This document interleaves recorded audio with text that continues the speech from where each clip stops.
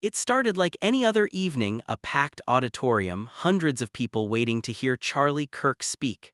The crowd was energetic, flags waving, cameras flashing. But within minutes, what began as an ordinary political event turned into one of the most disturbing incidents of the year. A single gunshot changed everything. The sound echoed across the hall, sharp, sudden, and unforgettable. People screamed, others dropped to the ground, some froze in shock. On stage, Charlie Kirk, a husband, father, and public figure, collapsed. In seconds, panic replaced applause. But what happened next is what no one can explain. As paramedics rushed toward the stage and security shouted for people to stay down, one man in the crowd did the unthinkable. He cheered. He raised his hands, shouting, "USA!" while others were crying and ducking for safety. The entire moment was caught on camera, and within hours that short clip spread across social media like wildfire. Millions of people saw it, replayed it, argued about it. Was he celebrating the tragedy? Was it a misunderstanding? Or was it something far more sinister? His name was David, and his reaction became the most controversial image of the night. While investigators were identifying the alleged shooter, Tyler Robinson, the public was already asking a different question. Why would anyone cheer when a man has just been shot? Overnight, the internet turned into a courtroom. Some said David was mocking the event, others believed he was in shock and reacting instinctively. But in the chaos of opinions, one thing was certain: everyone wanted answers. Within 24 hours, thousands of posts appeared online. Hashtags calling for justice trended globally. Some claimed political motives, others hinted at staged footage, while a few insisted it was deeper, something planned, something hidden. News outlets replayed the same 8-second clip again and again. Commentators analyzed body language, slowed down frames, and tried to read intent from facial expressions. The crowd's confusion, the man's reaction, and the absence of clarity only added fuel to an already divided nation. And while the shooter, Tyler Robinson, became the official focus of law enforcement, David's reaction remained the question that refused to fade. Why did he cheer? What did he know? And how could one man's gesture turn an already tragic event into a national debate about morality, politics, and humanity itself? This was not just a crime scene anymore. It became a mirror reflecting something uncomfortable about modern society, the way we react to tragedy and how quickly emotion can turn into judgment. But what few people realized at that moment was that David's explanation would soon change everything. A few days after the chaos, when the dust began to settle and people were still trying to understand what really happened, David finally broke his silence. He uploaded a video, calm, composed, and surprisingly formal. Sitting in front of a plain background, he read from what appeared to be a prepared statement. His voice was steady, but his words immediately stirred controversy. He began by explaining that he was not celebrating Charlie Kirk's shooting. According to him, his chant of USA wasn't mockery, it was a distraction, a way to prevent panic in the crowd. He said he wanted to project strength to keep people calm while security handled the situation. At first, that explanation sounded reasonable to some people, but the more others listened, the less it made sense. If he truly believed there might be another shooter in the room, as he claimed, why stand up and shout? Why not take cover, help others, or call for safety? Instead, he threw his hands in the air and started chanting. Even those who wanted to give him the benefit of the doubt couldn't ignore the video evidence. His expression didn't show fear or concern. It showed something else entirely, something people couldn't quite describe. Online, theories exploded. Some said he was lying to protect himself from public backlash. Others claimed his reaction was driven by ideology, that maybe, deep down, he didn't see Charlie Kirk as a person in pain but as a political symbol. And then there were those who saw something even darker, a reflection of a culture that's grown numb to violence, a world where tragedy and entertainment have become one and the same. But David's statement wasn't the only thing people noticed. Viewers picked apart every detail: the lighting, the pauses between his words, even his tone. He seemed too rehearsed, too composed, and the more polished his explanation sounded, the more people questioned if it was genuine at all. Meanwhile, the investigation into Tyler Robinson, the young man accused of attacking Charlie Kirk, was still unfolding. Reports began to surface suggesting that Robinson had expressed ideological anger toward Kirk in private messages. That connection between belief and violence only intensified the discussion surrounding David's reaction.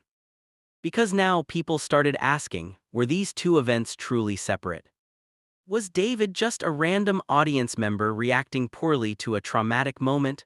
Or was his reaction somehow connected emotionally, ideologically, or even strategically to the attack itself? Authorities didn't name David as a suspect, but public perception didn't need legal confirmation to form its own verdict. In the court of online opinion, everyone becomes judge and jury. Across comment sections, one phrase kept repeating. If that was your friend lying on the ground, would you still be cheering? And that's the question that continues to haunt the story, because David's confession intended to calm the storm only deepened it. It made people realize something uncomfortable. Sometimes it's not just what happens that matters most, it's how people react when it does. The moment David's video hit the internet, everything changed. Comment sections, Twitter threads, TikTok duets, they became digital war zones. What started as a tragic story about a shooting at a political event transformed into something much bigger, a cultural showdown. Within hours, the video was being dissected by every side. Some defended David fiercely. They argued that the internet had taken one short clip and twisted it beyond recognition. You can't judge a man by a few seconds of panic, one user posted. Everyone reacts differently to trauma. But others weren't so forgiving. To them, David's calm explanation felt manipulative, a way to rewrite the narrative. They said his face, his tone, his timing, none of it matched the story he was trying to sell. As the online debate grew, creators began uploading their own analysis videos. Reaction channels zoomed in on his facial expressions. Political commentators broke down his every word. Even psychologists weighed in, debating whether David's response could be classified as shock, denial, or something far more intentional. And just like that, David wasn't just a witness, he had become the story. Memes began circulating. Clips of his USA chant were remixed into songs, edited into TikToks, turned into jokes. The line between tragedy and entertainment blurred until there was almost nothing left to separate them. And as the algorithms pushed those videos to millions, more people joined the conversation not to understand but to take sides. One group saw David as a symbol of misplaced patriotism, proof of how politics can distort empathy.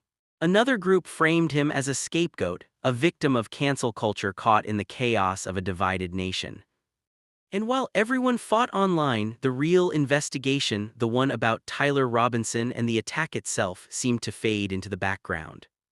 That's the irony. The internet took an act of violence and turned it into a morality play.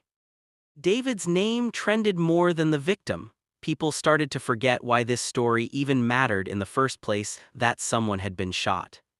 But the more the internet talked, the less anyone seemed to know what was true.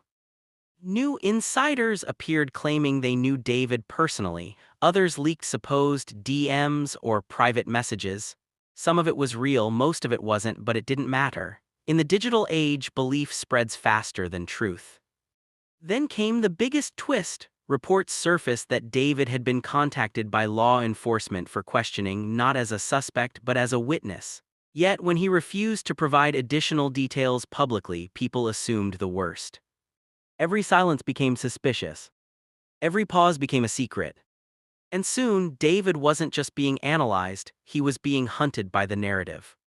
The story was no longer about what happened at that event, it was about how we responded to it. A reflection of how outrage has become entertainment, and truth has become whatever gets the most views. After weeks of chaos online, something unexpected happened. David disappeared. His accounts went dark, no tweets, no stories, no new videos, just silence. For someone who had been at the center of every headline, it was as if he vanished into thin air.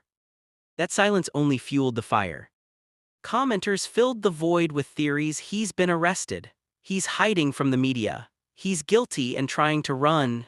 The rumors got louder, darker, more distorted, and yet no one really knew the truth. Meanwhile, the investigation into Tyler Robinson's case moved forward quietly. Authorities released few details, but whispers began to circulate about possible political motivations, about witnesses giving conflicting accounts, about evidence that didn't match early reports. The more the police tried to stay silent, the more the internet built its own version of the story. Then came a new video, not from David, but from someone claiming to be close to him. In it, they alleged that David had received threats, that he'd been followed, that his family was terrified. They said his disappearance wasn't guilt, it was fear. Whether that was true or not, the narrative shifted once again. Suddenly, the same people who had mocked him were demanding justice for him. It was like watching a crowd turn 180 degrees overnight. But here's the thing, that's what the internet does best. It builds heroes and villains out of thin air, tears them apart, and then rebuilds them for the next news cycle. What mattered wasn't truth anymore, it was attention. Every post, every comment, every share kept the story alive, even as the real people involved were breaking apart under the pressure. By the end of that month, both names, Tyler Robinson and David, had faded from trending lists. New scandals took their place. Yet for the families, the trauma didn't end. Tyler's family was still searching for closure. David's family was still living in hiding. The digital crowd had moved on, but the scars remained. And that's the haunting reality of this story. Behind every viral moment, every heated debate, there are real lives being ripped apart by the weight of public judgment. Tyler Robinson wasn't just a headline. He was a son, a friend, someone who didn't deserve to become a symbol of chaos. And David, whether guilty, misunderstood, or simply unlucky, became a reflection of how fast we, as a society, rush to label people before we even understand what really happened. So as this case continues to quietly unfold, one question remains: what is the truth? Because maybe the story isn't just about what happened that day. Maybe it's about what happens every day online, when outrage replaces empathy and the truth becomes a casualty of the algorithm. If you've watched this far, take a second to really think about it: how quick we are to judge, how fast we move on, and how easily we forget that behind every viral name is a beating heart. Before you go, make sure to hit that subscribe button. We've got more deep stories, more hidden truths, and more real conversations coming your way. Because sometimes the only way to find clarity is to keep asking questions.